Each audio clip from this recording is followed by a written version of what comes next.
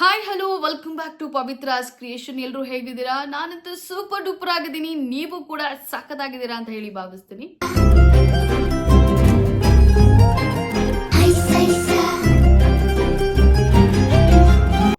ನಾನಿವತ್ತು ನಿಮಗೆ ಒಂದು ಟಿಪ್ಸ್ನ ಹೇಳೋಕೆ ಹೊರಟಿದ್ದೀನಿ. So simple. ಅದು ಅಂದರೆ ಮನೇಲಿ ಸಿಗುವಂಥ ಪದಾರ್ಥಗಳನ್ನ ಬಳಸ್ಕೊಂಡೇ ಮಾಡುವಂಥದ್ದು. ನಾನು ಯೂಶಲಿ ಅಂಥದ್ದೇ ಟಿಪ್ಸ್ಗಳನ್ನ ನಿಮಗೆ ಹಿಂದಿಂದ ಹೇಳ್ಕೊಂಡು ಬಂದಿದ್ದೀನಿ. ಇವತ್ತು ಕೂಡ ಅಷ್ಟೇ.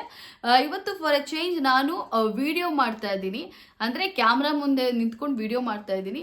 ಲೈಕ್ ನಾನು ಇಲ್ಲಿ ಶೂಟ್ ಮಾಡ್ತಾ ಇಲ್ಲ, ವಿಡಿಯೋನ ಶೂಟ್ ಮಾಡ್ತಾ ಇಲ್ಲ, ನಾನೇ ಅಂದರೆ ಅಪ್ಲೈ ಮಾಡಿ ತೋರಿಸ್ತಾ ಇದ್ದೆ. ಮತ್ತು ಅದರ ಹೊರತಾಗಿ ಜಸ್ಟ್ ಲೈಕ್ ನನ್ನ ವಿಡಿಯೋದಲ್ಲಿ ಹೇಳ್ತಾ ಇದ್ದೀನಿ.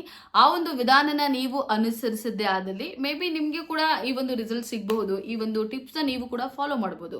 ಅದೇನಪ್ಪ ಅಂತ ಅಂದರೆ ಟಿಪ್ಸು, ಮೊದಲನೇದಾಗಿ ಒಂದು ಬೌಲ್ನ ತಗೊಳ್ಳಿ. ಆ ಬೌಲ್ಗೆ ಅಕ್ಕಿ ಹಸಿಟ್ಟನ್ನ ಹಾಕಿ, ನಿಮಗೆ ಫೇಸ್ ಎಷ್ಟು ಬೇಕೋ, ಈಗ ನನ್ನ ಫೇಸ್ ನೋಡ್ಬೋದು, ಸ್ವಲ್ಪ ಅಂದರೆ ಚೂರು ದಪ್ಪ ಇದೆ ಮತ್ತು ರೌಂಡ್ ಇದೆ. ಸೊ ಅವ್ರ ಫೇಸ್ ಎಷ್ಟು ಬೇಕೋ, ಆ ಫೇಸಿಗೆ ಎಷ್ಟು ಬೇಕೋ ಅಷ್ಟು ಅಗತ್ಯ ಆಗಿರುವಂತಹ ಅಕ್ಕಿ ಹಸಿಟ್ಟನ್ನ ಹಾಕೋಬೇಕು. ಫಸ್ಟು ಅಕ್ಕಿ ಹಸಿಟ್ಟು ತೊಗೋಬೇಕು. ನೆಕ್ಸ್ಟು ಮೊಸರು ತೊಗೋಬೇಕು. ಅಕ್ಕಿ ಹಸಿಟ್ಟು ಚೆನ್ನಾಗೆ ಮಿಶ್ರಣ ಆಗಬೇಕು. ಸೊ ಅದ್ರ ಮಿಕ್ಸ್ ಆಗೋಷ್ಟು ಅಕ್ಕಿ ಅಂದರೆ ಮೊಸರು ತೊಗೋಬೇಕು. ಅಕ್ಕಿ ಹಸಿಟ್ಟು, ಮೊಸರು, ಹಾಗೆ ವಿಟಮಿನ್ ಇ ಕ್ಯಾಪ್ಸೂಲ್ನ ಇದು 1 ಟ್ಯೂಬ್ ಬಳಸಿದ್ರೆ ಸಾಕು. ಒಂದು ಟ್ಯೂಬ್ನ ಹಾಕಬೇಕು. ಜೊತೆಲಿ 1 ಚಮಚ ಜೇನುತುಪ್ಪ.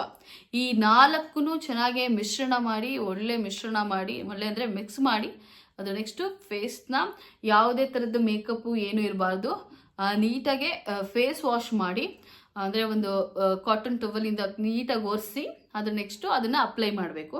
ಅದು ಅಪ್ಲೈ ಮಾಡಿ ಒಂದು 10 ನಿಮಿಷ ಹಾಗೆ ಬಿಡಬೇಕು. ಹಾಗೆ ಬಿಟ್ಟ ನಂತರ ಅದಾದಮೇಲೆ ಪೂರ್ತಿಯಾಗಿ ಒಣಗಿರಲ್ಲ, ಇನ್ನೇನು ಒಂದು 70% ಒಣಗಿದೆ ಅನ್ನೋ ಟೈಮಲ್ಲಿ ಒಂಚೂರು ನೀರನ್ನ ಅಂದರೆ ಚಿಮಿಸ್ಕೊಂಡು ನೆಕ್ಸ್ಟು ಮತ್ತೆ ಸ್ಕ್ರಬ್ ಮಾಡೋಕ್ಕೆ ಸ್ಟಾರ್ಟ್ ಮಾಡಬೇಕು. ಇದು ಆಪೋಸಿಟ್ ಡೈರೆಕ್ಷನಲ್ಲಿ ಸ್ಕ್ರಬ್ ಮಾಡೋಕ್ಕೆ ಸ್ಟಾರ್ಟ್ ಮಾಡಬೇಕು. ಸೊ ಆಗೇನಾಗುತ್ತೆ ಅಂದರೆ ಡೆಡ್ ಸ್ಕಿನ್ಗಳೆಲ್ಲ ಏನಿದೆ, ಆ ಡೆಡ್ ಸೆಲ್ಸ್ ಏನೇನು ನಮ್ಮ ಒಂದು ಕ್ರಿಯೆ ನಡೆಯುತ್ತಲ್ಲ ಯೂಶಲಿ, ಅಂದರೆ ಅದು ಈಗ ಹೇಗೆ ಹೊಸ ಚರ್ಮ ಬರುತ್ತೆ, ಹಳೆ ಚರ್ಮ ಹೋಗುತ್ತೋ, ಅದೇ ಥರನೇ ನಮ್ಮ ಬಾಡಿಯಲ್ಲಿ ಯಾವುದೊಂದು ಕ್ರಿಯೆ ನಡೆಯುತ್ತೆ. ಸೊ ಇದು ಕೂಡ ಅಷ್ಟೇ, ಫೇಸಲ್ಲೂ ಕೂಡ ಅಷ್ಟೇ. ಸೊ ಆ ಡೆಡ್ ಸ್ಕಿನ್ ಎಲ್ಲ ನಾವು ತೆಗಿಬೇಕು. ತೆಗೆದ ನಂತರ ಅಂದರೆ 30 to 40 ಸೆಕೆಂಡ್ ಆರ್ 1 ಮಿನಿಟ್ ನೀವು ಚೆನ್ನಾಗಿ ಸ್ಕ್ರಬ್ ಮಾಡಬೇಕು. ಅದಕ್ಕಂತ ಜೋರಾಗೆಲ್ಲ ಉಜ್ಜಕ್ಕೆ ಹೋಗ್ಬೇಡಿ. ಸೊ ಫೇಸ್ ಬಂದು ತುಂಬ ಡೆಲಿಕೇಟ್ ಆಗಿರುತ್ತೆ. ಸೊ ನೋಡ್ಕೊಂಡು ಮಾಡಿ. ಮತ್ತು ಲೈಕ್ ಎಲ್ಲೂ ಕೂಡ ಡ್ಯಾಮೇಜ್ ಎಲ್ಲ ಮಾಡ್ಕೊಳಕ್ಕೆ ಹೋಗ್ಬೇಡಿ. ಸೊ ನೀಟಾಗಿ ಸ್ಕ್ರಬ್ ಮಾಡಾದ್ಮೇಲೆ ಸೊ ತಣ್ಣೀರಲ್ಲಿ ಮುಖ ತೊಳಿಬೇಕು. ಮುಖ ತೊಳೆದ ನಂತರ ಸ್ಟೀಮ್ ತೊಗೋಬೇಕು.